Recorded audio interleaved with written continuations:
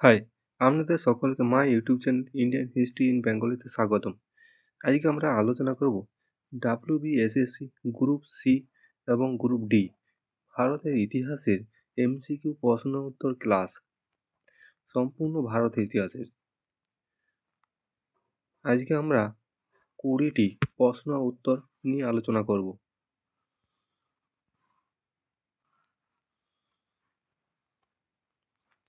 সিন্ধু সভ্যতার কোন স্থানটি একটি বিশাল স্নানাগার বা গ্রেট বাথ পাওয়া গেছে?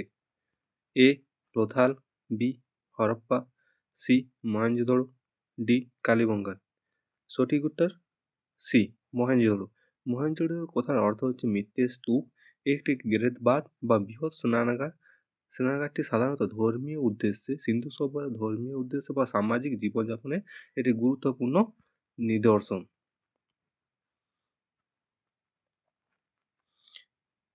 বৈদিক যুগে গ্রাম এর প্রধানকে কি বলা হতো? এ গ্রামণী, বি বিস্পতি, সি কুলপ, ডি রাজন। সঠিক উত্তর কি হবে? গ্রামণী।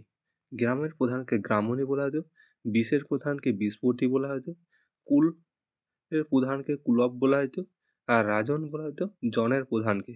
তাই সঠিক উত্তর কি হবে? এ গ্রামণী। ঋগ বৈদিক যুগে প্রশাসনিক কাঠামো সর্বনিম্ন একক একক ছিল পরিবার বা কুল। কয়েকটি পরিবারকে নিয়ে গঠিত হয়েছে গ্রাম। গ্রামের প্রধানকে বলা হতো গ্রামণী।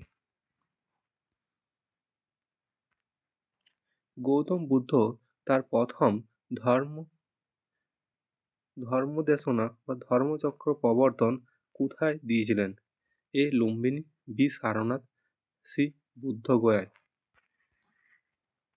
ডি কুশিনগর। সঠিক উত্তর কি হবে? বি সারনাথে। ঠিক আছে। এ লুম্বিনী। লুম্বিনীতে কী লাভ করেছিল? তিনি জন্মগ্রহণ করেছিল। সারনাথে দিব্য জ্ঞানটা প্রচার করেছিল। দিব্য জ্ঞান কোথায় পেয়েছিল? বুদ্ধ গয়ায় পেয়েছিল। কুশিনগরে কী ছিল? তিনি মারা গিয়েছিল। সারনাথে সারনাথে গৌতম বুদ্ধ জ্ঞান লাভ করেছিল। কোথায় গিয়েছিল? ইয়েতে বারাণসীর কাছে বৌদ্ধ গুহায় তিনি জ্ঞান লাভ করেছিল এবং সারনাথীতে বারাণসীর কাছে সারনাথীতে তিনি 5 জন শিষ্যর কাছে তিনি প্রথম তার ধর্মমতটা প্রবর্তন করেছিল, প্রচার করেছিল। সেটাকে কী বলছে? ধর্মচক্র প্রবর্তন বলা হয়। মৌর্য বংশে কোন সম্রাট অমিত্রঘাত উপাধিতে পরিচিত ছিলেন? A Chandragupta Maurya, B Ashoka, C Bindusara, D Bimbisara. সঠিক উত্তর কী হবে? বিন্দুসার। বিন্দুসার ছিলেন অশোকের পিতা। তিনি গ্রিক লোকেরা এমিটোকোটাস বা সংস্কৃত ভাষায় অমিত্রাঘাত বা শত্রু নিধনকারী বলা হয়েছে বলে অভিহিত করেছেন। চন্দ্রগুপ্ত মৌর্যের পুত্র এবং অশোকের পিতা ছিলেন তিনি। কে? বিন্দুসার। মৌর্য বংশের প্রতিষ্ঠাতা কে ছিল? চন্দ্রগুপ্ত মৌর্য। অশোক কে ছিল? মৌর্য বংশের শ্রেষ্ঠ রাজা ছিল। বিম্বিসার ছিল হর্ষঙ্ক বংশের রাজা। এলাহাবাদ প্রশস্তি কে রচনা করেন? এ কলহন, বি বাণভট্ট, সি হরিসেন, আর ডি রবিকীর্তি। সঠিক উত্তর কী হবে? হরিসেন। হরিসেন কে ছিল? গুপ্ত বংশের রাজা সমুদ্রগুপ্তের সভাকবি। সমুদ্রগুপ্তের যে উত্তর ভারত জয়, দক্ষিণ ভারত জয়, আটবিকের জয়, সীমান্তবর্তী জয়, সে সম্পর্কে ডিটেলস আলোচনা করা আছে। এলাহাবাদ এটা 65তে সম্বতে। কলহন কি লিখেছিল? কলহন লিখেছিল রাজতরঙ্গিনী, যে কাশ্মীর ইতিহাসে। বাণভট্ট কি লিখেছিল? বাণভট্ট দুটো লিখেছিল, একটা হচ্ছে কাদম্বরী, দুটি হচ্ছে হর্ষচরিত। আর রবিকীর্তি কে ছিল? দ্বিতীয় পুলকেশীর সভাকবি ছিল। চালুক্য বাতাবি চালুক্য বংশের রাজা দ্বিতীয় পুলকেশীর সভাকবি ছিল। তিনি লিখেছিল কি? আয় হল প্রশস্তি লিখেছিল। কি বুঝে? সমুদ্রগুপ্তের সভাকবি ছিল হরিসেন। এলাহাবাদ প্রশস্তি রচনা করেন। এটি সংস্কৃত ভাষায় লেখা হয়েছিল এবং এর থেকে সমুদ্রগুপ্তের দিগ্বিজয় ও রাজ্য জয়ের বিস্তারিত বিবরণ পাওয়া যায়। হিউয়েন সাং কার রাজত্বকালে ভারতে এসেছিলেন? A Kanishka, B Chandragupta Maurya, C Harshavardhana, D দ্বিতীয় চন্দ্রগুপ্ত। তাহলে সঠিক উত্তর কী হবে? হর্ষবর্ধন। হর্ষবর্ধনের সভাকবি ছিলেন কে? Hiuen Tsang. তিনি চীন থেকে আইছিল। তার লেখা গ্রন্থের নাম কি? সিইউ কি? কুষাণ বংশের শ্রেষ্ঠ রাজা ছিলেন কনিষ্ক। চন্দ্রগুপ্ত মৌর্য তো মৌর্য বংশের প্রতিষ্ঠাতা ছিলেন। তাহলে কি হচ্ছে, হর্ষবর্ধন আইছিল, হর্ষবর্ধন সিংহাসন বসেছিল, তখন কিন্তু চীনা পর্যটক হিউয়েন ভারতে আসছিল। তার লেখা গ্রন্থের নাম কি? সিইউ কি?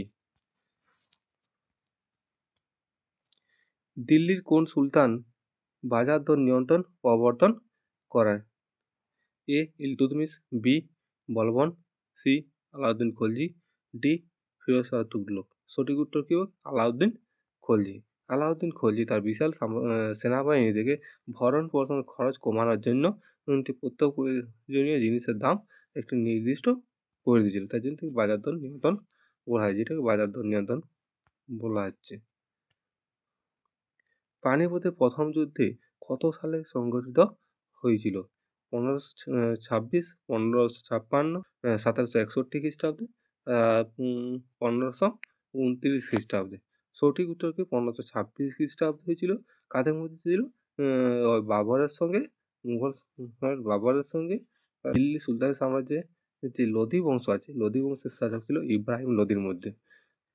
ইব্রাহিম লোধির মধ্যে হয়েছিল, আর বাবর এখানে জয়লাভ করেছিল। দ্বিতীয় যুদ্ধটা হয়েছিল 1556 খ্রিস্টাব্দে আকবরের সঙ্গে হিমুর। তৃতীয় যুদ্ধটা হয়েছিল 1761 খ্রিস্টাব্দে মারাঠাদের সঙ্গে আফগানদের।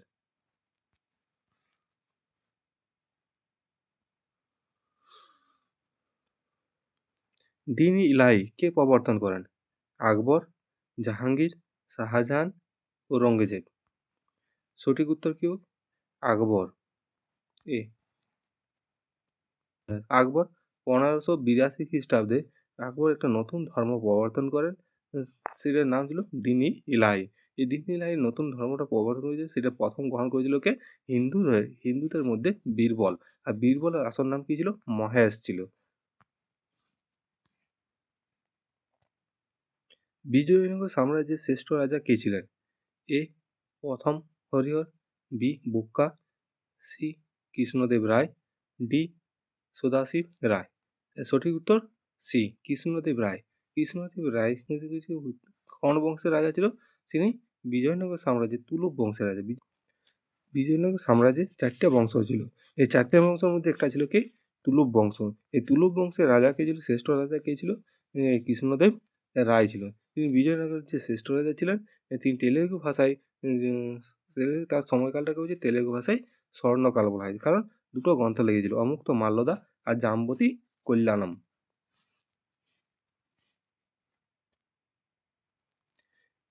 শিবাজী রাজ্যাভিষেক কোথায় হয়েছিল?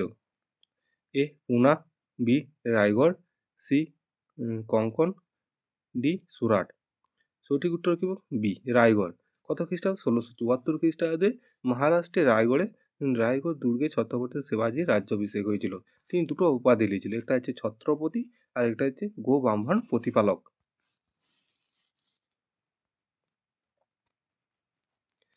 1793 খ্রিস্টাব্দে কে চিরস্থায়ী বন্দোবস্ত প্রবর্তন করেন?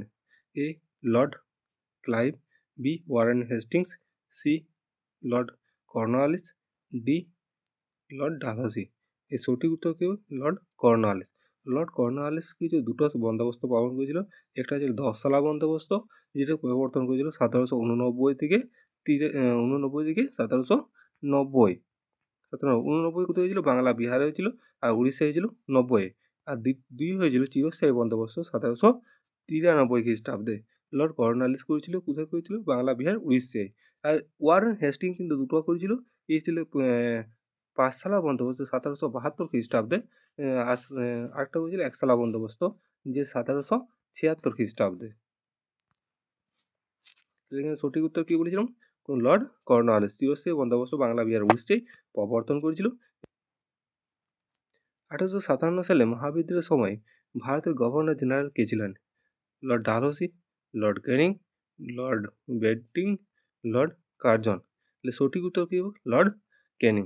লর্ড ক্যানিং 1857 খ্রিস্টাব্দে মহাবিদ্রোহ চলছিল। মহাবিদ্রোহের সময় ভারতের গভর্নর ছিলেন লর্ড ক্যানিং। এবং পরবর্তীকালে 1858 খ্রিস্টাব্দে যখন মহাবিদ্রোহ শেষ হয়েছে, তিনি ভারতের প্রথম ভাইসরয় নিযুক্ত হন।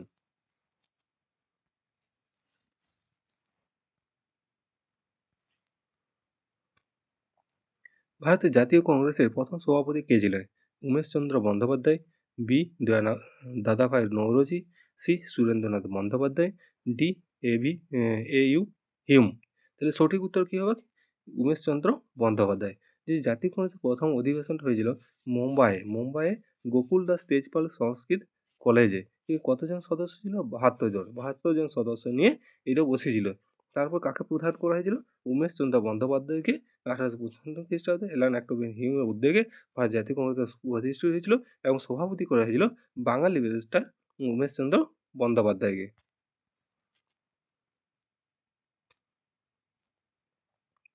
1905 সালে বঙ্গভঙ্গ কার্যকর করার দিনে রবীন্দ্রনাথ ঠাকুর কী হিসাবে পালন করার আহ্বান জানিয়েছিলেন?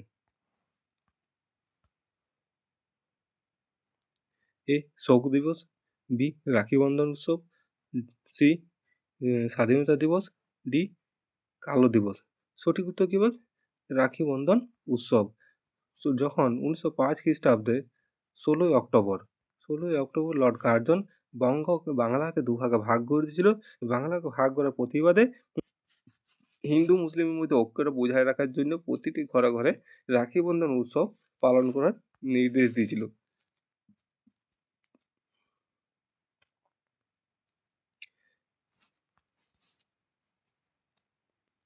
মহাত্মা গান্ধী ভারতের প্রথম কোন সত্যাগ্রহ আন্দোলনটি করেছিলেন? এ খেড়া, বি আহমেদাবাদে মিল ধর্মঘট, সি চম্পারণ সত্যাগ্রহ, আর ডি রাওলাট সত্যাগ্রহ। সঠিক উত্তর কী হবে? চম্পারণ সত্যাগ্রহ। চম্পারণ 1917 খ্রিস্টাব্দে বিহারের চম্পারণ নীলকর সাহেবরা নীল চাষিদের উপর যে অত্যাচার করেছে তার বিরুদ্ধে প্রথম তিনি সাফল আইন বা আইন অমান্য আন্দোলন শুরু করেছিলেন ভারতে। এটা করেছিল বিহারে করেছিল, আর দ্বিতীয়টা করেছিল আহমেদাবাদে শ্রমিকদের আন্দোলন করেছিল 35% বৃদ্ধি করার জন্য বেতনটা। তিনি প্রথম সেখানে অনশন করেছিল, অনশন ধর্মঘট করেছিল প্রথম। আর খেড়া সত্যাগ্রহ গুজরাটের খেড়া সত্যাগ্রহ 1918 খ্রিস্টাব্দে এখানে বন্যার কারণে ফসল নষ্ট হয়ে যাওয়ার পর দ্বিগুণ পরিমাণ শুল্ক বাড়ায় দিয়েছিল। আর দ্বিতীয় রাওলাট সত্যাগ্রহ 1919 খ্রিস্টাব্দে রাওলাট আইনের বিরুদ্ধে কুখ্যাত আইনের বিরুদ্ধে বা কালো আইনের বিরুদ্ধে তিনি প্রথম সত্যাগ্রহ আন্দোলন করেছিল। এই আন্দোলনের মধ্যে দিয়ে তিনি সম্পূর্ণ ভারতে ফেমাস হয়ে গেলেন। সারে জাহাজে আচ্ছা গানটি কে রচনা করেন? A Rabindranath Tagore, B Mohammad Iqbal, C Bankimchandra Chattopadhyay, D Kazi Nazrul Islam. সঠিক উত্তর কী হবে? বি মোহাম্মদ ইকবাল। বিখ্যাত দেশপ্রেমিক উর্দু ভাষায় কবি এবং মোহাম্মদ ইকবাল রচনা করেছিল। তিনি কী ছিল? যখন ভারত পাকিস্তান ভাগ হচ্ছিল তিনি পাকিস্তানকে সমর্থন করেছিল।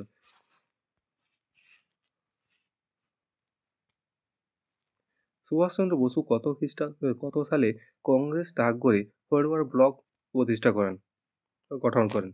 এ 1938, বি 1939, সি 1940, ডি 1942। সঠিক উত্তর কী হবে? 1939 খ্রিস্টাব্দে। 1939 খ্রিস্টাব্দে কংগ্রেসের ত্রিপুরা অধিবেশনে গান্ধীজি মনোনীত প্রার্থী যে পটবি সীতারামায়াকে পরাজিত করে হারিয়ে সভাপতি হয়েছিল সুভাষচন্দ্র বসু। কিন্তু গান্ধীজির সাথে মনোনয়নের কারণে বিরোধিতার কারণে তার বিরোধিতার ফলে তিনি কংগ্রেস সভাপতি পদ ত্যাগ করেছিল 1939 খ্রিস্টাব্দে এবং ফরওয়ার্ড ব্লক নামে একটা দল গঠন করেন। ভারতের স্বাধীনতা লাভের সময় ব্রিটিশ প্রধানমন্ত্রী ব্রিটেনের প্রধানমন্ত্রী কে ছিলেন? A Winston Churchill, B Clement Attlee, C Ramsay MacDonald, Margaret Thatcher. সঠিক উত্তর কী হবে? Clement Attlee. যখন ভারত স্বাধীনতা হচ্ছিল 1947 খ্রিস্টাব্দে স্বাধীনতার সময় ইংল্যান্ডে বা ব্রিটিশ যে লেবার পার্টি ছিল, একটা পার্টি ছিল, সেটা ছিল লেবার পার্টি। লেবার পার্টির সরকার প্রতিনিধিত্বে প্রধান হয়েছিল কে? Clement Attlee. তিনি ঘোষণা করেছিল 1947 খ্রিস্টাব্দে 20 ফেব্রুয়ারি ঘোষণা করে যে 1948 খ্রিস্টাব্দে জুন মাসের মধ্যে ভারতকে স্বাধীনতা দিয়ে দেবে, ভারত থেকে ইংরেজরা পালিয়ে যাবে। কিন্তু তার আগেই 1947 খ্রিস্টাব্দে 15ই আগস্ট ভারত স্বাধীনতা লাভ করেছিল। গণপরিষদের খসড়া কমিটি চেয়ারম্যান কে ছিলেন? A doctor Rajendra Prasad, B Jawaharlal Nehru, C B R Ambedkar, D Sardar Vallabhbhai Patel. তাহলে সঠিক উত্তর হলো C B R Ambedkar. B R Ambedkar ভারতের সংবিধান গঠনে একটা খসড়া কমিটি প্রতিষ্ঠা করেছিল। তার চেয়ারম্যান ছিলেন কে? B R Ambedkar. তিনি ভারতের সংবিধানের রচনা করেন, তাই জন্য ভারতের সংবিধানে তাকে জনক বলা হয়। তিনি সংবিধান রচনা করেছিল কত খ্রিস্টাব্দে? 1949 খ্রিস্টাব্দে 26শে নভেম্বর এটা রচনা করেছিল। কার্যকারী হয়েছিল 1950 খ্রিস্টাব্দে 26শে জানুয়ারি। আজ এরকম আরও ভিডিও পাওয়ার জন্য আমাদের চ্যানেলটিকে সাবস্ক্রাইব করে রাখতে পারেন। ধন্যবাদ।